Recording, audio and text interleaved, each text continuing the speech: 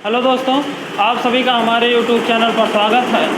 आज हम इस वीडियो में आप सबको क्लास 9th का एक्सरसाइज नंबर 1.2 जो कि NCERT बेस्ड है, इसका हम पहला सवाल जो कि हमें बताना है, ये कुछ हमें पॉइंट दिए गए हैं, इसी को हमें बताना कि ये सत्य है और असत्य है और उसका कारण भी देना है कि सत्य है तो क्यों सत्य है, गलत है तो क्यों गलत है।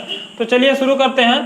आप लोग हमारे साथ इस वीडियो के अंत तक बने रहिएगा, तभी आपको ये चीज़ अच्छे से समझ में आएगी। देखते हैं पहला सवाल। अगर इसमें देखेंगे तो इसमें दिया गया है कि देखिए क्या कह रहा है कि नीचे दिए गए कथन सत्य है या असत्य, कारण के साथ उत्तर दीजिए। पहला क्या कह रहा है कि प्रत्येक अपरिमेय संख्या एक वास्तविक संख्या होती है। पहला हमारा जो इसमें वाक्य दिया गया वो क्या कह रहा है कि प्रत्येक जो अपरिमेय संख्या होती है, अपरिमेय संख्या सभी लोग जानते हैं जिसको हम p/q के रूप में नहीं लिख सकते, उस वही क्या होती है हमारी अपरिमेय संख्या होती है। जैसे √2, √3, √4, √5 इस तरीके की जितनी भी संख्या होती है वो क्या होती है अपरिमेय संख्या होती है। तो हमें यह बताना है कि जो प्रत्येक मतलब हर एक संख्या क्या होती है वास्तविक संख्या होती है। तो ये क्या है सही है। क्यों? क्योंकि जो वास्तविक संख्या होती है वो क्या होती है परिमेय संख्याओं और अपरिमेय संख्याओं का क्या होता है संगठन होता है या संग्रह होता है। यानी और वास्तविक संख्या क्या होती है सब लोग जानते हैं कि किसी रेखा के अनुदिश जितनी भी संख्याएं प्रदर्शित की जाती है वो क्या होती है हमारी वास्तविक संख्या होती है। जैसे 1, 2, 3, 4।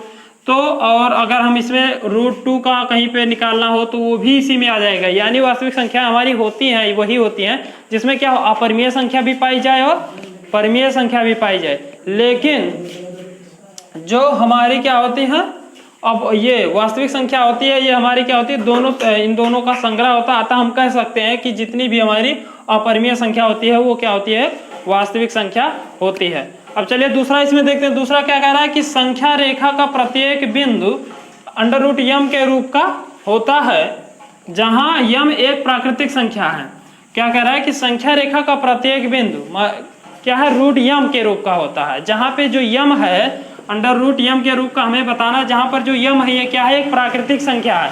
तो ये क्या है ये गलत है, क्योंकि ये m जो है ये क्या है इसमें प्राकृतिक संख्या दिया गया है। तो जो जितनी भी प्राकृतिक संख्याएं होती हैं हमारी प्राकृतिक संख्या क्या होती हैं 1, 2, 3, 4, 5, 6, 7, 8, 9 यानी 1 से लेकर 9 तक की जितनी भी संख्याएं हैं ये सब क्या है प्राकृतिक संख्या है, नेचुरल नंबर है। तो इनका अगर हम वर्गमूल निकालेंगे जैसे √2 का तो ये इसका मान क्या आएगा कभी भी ऋणात्मक नहीं होगा। क्या नहीं होगा ऋणात्मक, यानी माइनस में इनका मान नहीं आएगा। अतः हम यह नहीं कह सकते कि जितनी भी क्या होती हैं जो भी संख्या रेखा पर प्रत्येक बिंदु √m के रूप का होता है वो क्या होती है एक प्राकृतिक संख्या होती है। यह हम नहीं कह सकते, क्योंकि अगर कोई संख्या रेखा मान लीजिए दिया है उसमें हमें माइनस में कोई चीज प्रदर्शित करना है तो ये अगर प्राकृतिक संख्या होगा तो इसका जो हम वर्गमूल निकालेंगे वो माइनस में आएगा नहीं, तो इसको हम प्रदर्शित नहीं कर सकते। अब देखेंगे तीसरा पॉइंट क्या कह रहा है। तीसरा पॉइंट क्या कि प्रत्येक वास्तविक संख्या एक अपरिमेय संख्या होती है। तीसरा पॉइंट क्या कह रहा है कि जितनी भी वास्तविक संख्याएं होती हैं वो क्या होती है अपरिमेय संख्या होती है। तो ये भी क्या है ये भी गलत है। क्यों गलत है?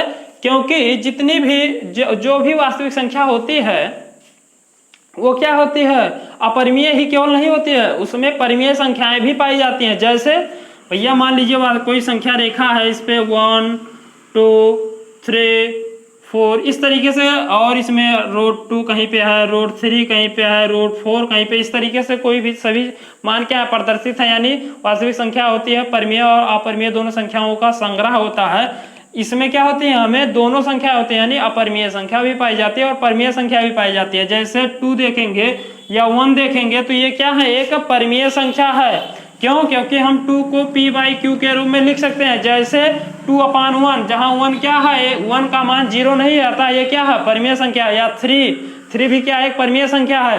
अब उम्मीद करते हैं आपको ये अच्छे से समझ में आया होगा। अब चलिए अगला क्वेश्चन देखते हैं। ऊपर चलिए अगला सवाल देखते हैं। अगला सवाल हमारा क्या कह रहा है। देखिए क्या सभी धनात्मक पूर्णांकों के वर्गमूल अपरिमेय होते हैं।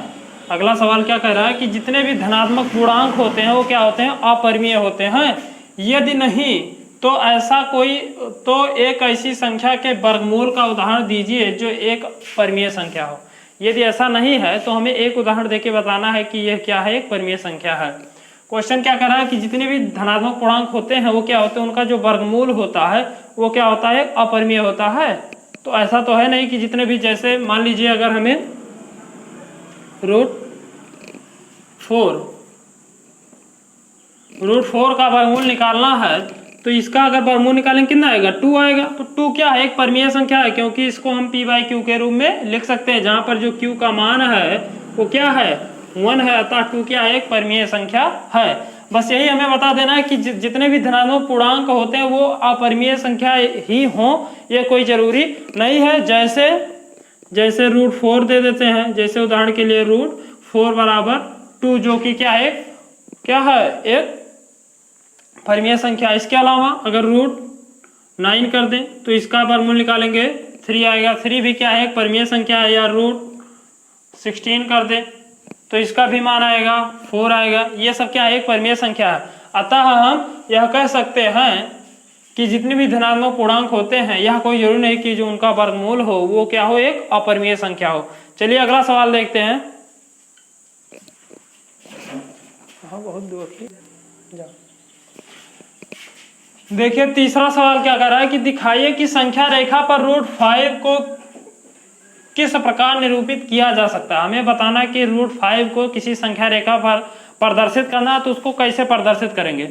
मान लीजिए कोई संख्या रेखा हमें ये इस प्रकार से दी गई है, 0 1 2 3, इस प्रकार से मान लीजिए कोई हमें संख्या रेखा दी गई है m n। इस पे हमें प्रदर्शित करना रूट 5 को, किस प्रकार से प्रदर्शित करेंगे यही हमें बताना। अगर रूट 5 से पहले देखेंगे तो रूट 4 आएगा, क्या आएगा, रूट 4 का जो वर्गमूल होगा वो कितना होगा, 2 होगा। तो अब देखिए रूट 5 का हमें मालूम तो है नहीं कि इसका एग्जैक्ट मान कितना होता है, इसलिए हम क्या करेंगे, रूट 4 को पहले देखेंगे, इसका वर्गमूल कितना आएगा, 2 आएगा। तो इस संख्या रेखा पर हम 2 प्लस में 2 इकाई क्या करेंगे, इस रेखा पर चलेंगे तो 1 2 यहाँ पे आ जाएंगे। अब क्या करेंगे, हमें रूट 5 को प्रदर्शित करना। तो अगर हम क्या करें, इस पर 1 इकाई का, यानी जितनी लंबाई ये है इसका आधा क्या कर दें, इस पर एक हम लंब डाल दें, कोई भी ABCD जो भी मन कहे उस पर क्या कर दें, एक हम लंब डाल दें 1 इकाई का, यानी ये 2 है तो इसका हम 1 इकाई का। तो जो O को A से मिलाएगी, ये जो रेखा होगी ये OA, ये क्या होगी, इसका मान होगा √5। क्यों, क्योंकि भैया जब लंब डालेंगे तो ये कौन सा त्रिभुज बनेगा, समकोण त्रिभुज बनेगा।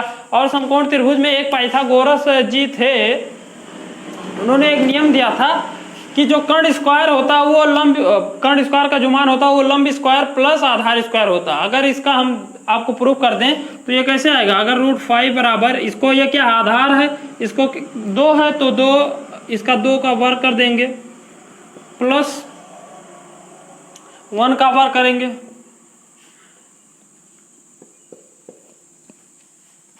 अब देखिए इसको √5, ये कितना आ जाएगा, 4 + 1, ये क्या कर देंगे, √5 = √5। देखिए क्या है, दोनों बराबर आ रहा ना, यानी इसको जोड़ देंगे तो हमें ये जो मान मिलेगा, ये हमारा पाइथागोरस जी ने बता दिया था कि इसका जो योग होगा लंब और कर्ण के स्क्वायर का जो योग होगा वो लंब और आधार का वो क्या होगा, कर्ण के स्क्वायर के बराबर होगा। अब हम देखिए इस प्रकार से ये हमें प्रदर्शित हो गए। अब क्या करेंगे, हम इस OA को त्रिज्या मान लेंगे, क्या मानेंगे, OA को एक त्रिज्या मान लेते हैं। और क्या करेंगे, यहाँ से इस बिंदु से यहाँ से लेकर एक ऐसे चाप लगाएंगे, यानी यहाँ से ऐसे हम त्रिज्या इसको मानेंगे और एक चाप लगाएंगे। तो ये जो चाप होगा इस रेखा यमियन को जहां पर प्रदर्शित करेगा, इसी का जो मान होगा, इसी का यहाँ से यहाँ तक का ये जो पूरा मान होगा ये √5 होगा। और इसी प्रकार से हमें ये संख्या रेखा पर प्रदर्शित कर सकते हैं। अब उम्मीद है आपको ये सभी सवाल क्या होंगे अच्छे से समझ में आया होगा। अब चलते हैं, आप लोगों को मिलेंगे अगले वीडियो में। अगर वीडियो अच्छी लगी हो तो सबसे पहले चैनल को सब्सक्राइब कीजिए और अपने हित मित्र जो भी हों, पढ़ने वाले स्टूडेंट्स हो क्लास 9th के, उनके पास ज़्यादा से ज़्यादा शेयर कीजिए। मिलते हैं अगले वीडियो में, तब तक के लिए धन्यवाद।